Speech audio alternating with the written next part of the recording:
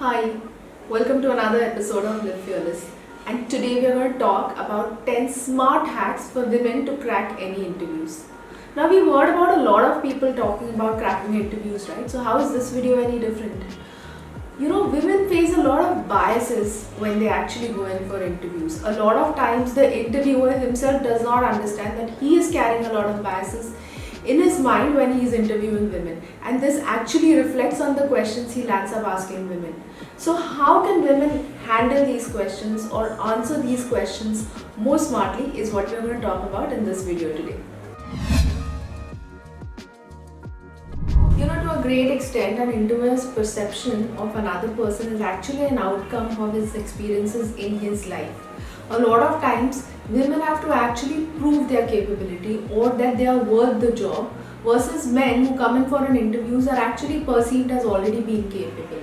There's also another very interesting thing. It has been found by research that when men have children, they are perceived to be more stable or more committed towards the job because now they have a family to take care of. Versus women who have children get viewed as being, a little flaky, or, people really have doubts about how much they would perform on the job because they would have another line of responsibility which might be really more important to them. A lot of times women also tend to undersell themselves. Women tend to think they know only 80% of what they actually know, whereas men tend to think they know 130% of what they actually know. I think this has got something to do with the risk-taking ability also that men and women have differently.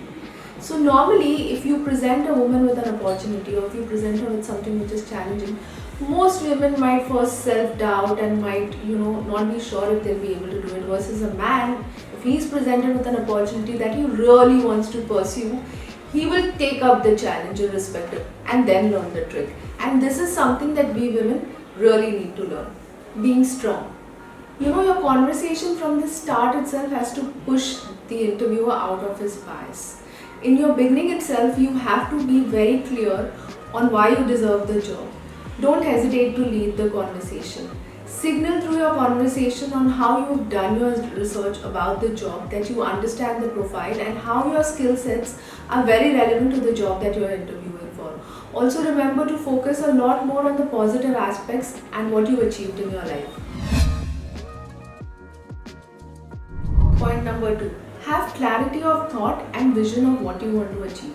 Right from the start, if you are good at demonstrating what you want to achieve, it also goes to prove that you've thought about how you want your life to pan out. It also tells the interviewer that you've thought through how you would deal with certain foreseen events in your life. For example, if you tell them that there's a certain thing you want to achieve in your life, you need to sort of be able to tell them a roadmap that you want to go through to achieve those. This demonstrates a skill of planning, and it also shows that you will not falter in case of certain events that might happen because you've already thought through what the scene might be. Point number 3. Get your body language right. Remember, when you walk through the door, the first thing that the interviewer is going to notice is your body language. And you have to ensure that you make that first right impression.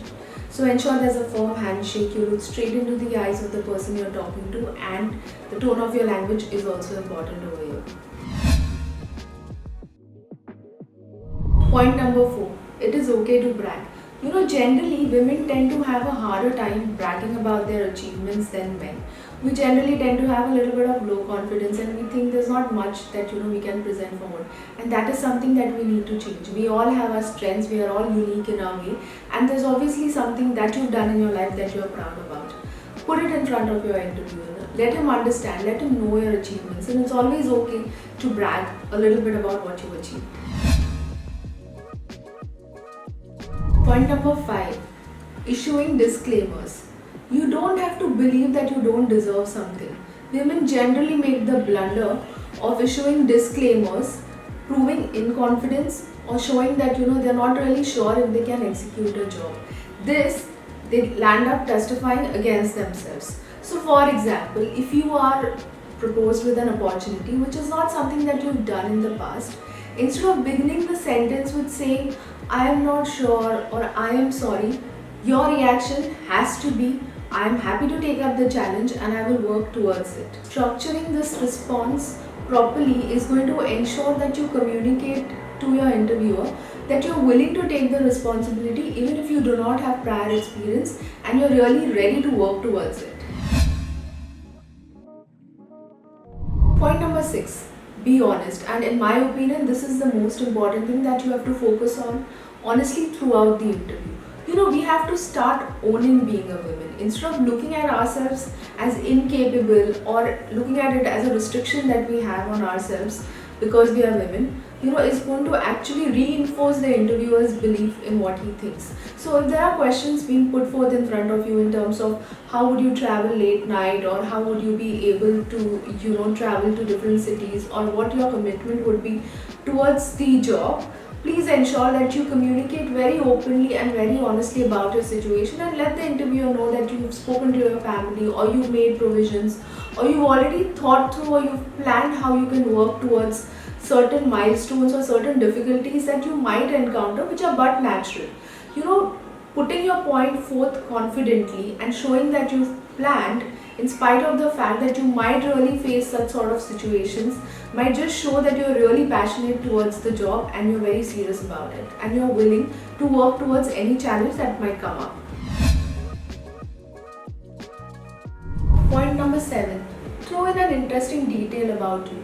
Women are generally perceived to falter under pressure, or people think that they cannot handle stress or they cannot handle distressful situations. You have to ensure that you have to talk about certain situations in your life or certain incidences where you've demonstrated risk-taking abilities, or where you've demonstrated doing something unconventional.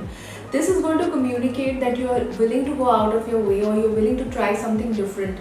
This is a barrier that we need to break in our interviewer's mind, that normally women are seen to be more risk averse, or something that they might not really take up more challengingly. Point number 8, ask questions. It is very, very important that as much as you bring something to the organization also has to add value to your life. So it is very important that you ask questions, because it is one of the big indications that you've thought through about the job, that you are worried about your job prospects, and that you want to know about your growth in the organization.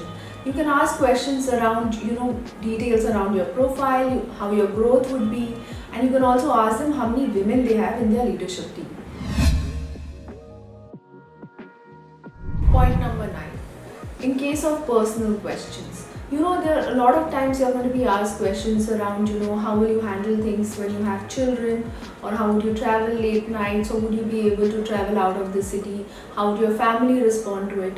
Such questions might sound a little daunting, you might not be sure, but it is very, very important that you plan on what you're going to answer for these questions and show that you already have a game plan in place.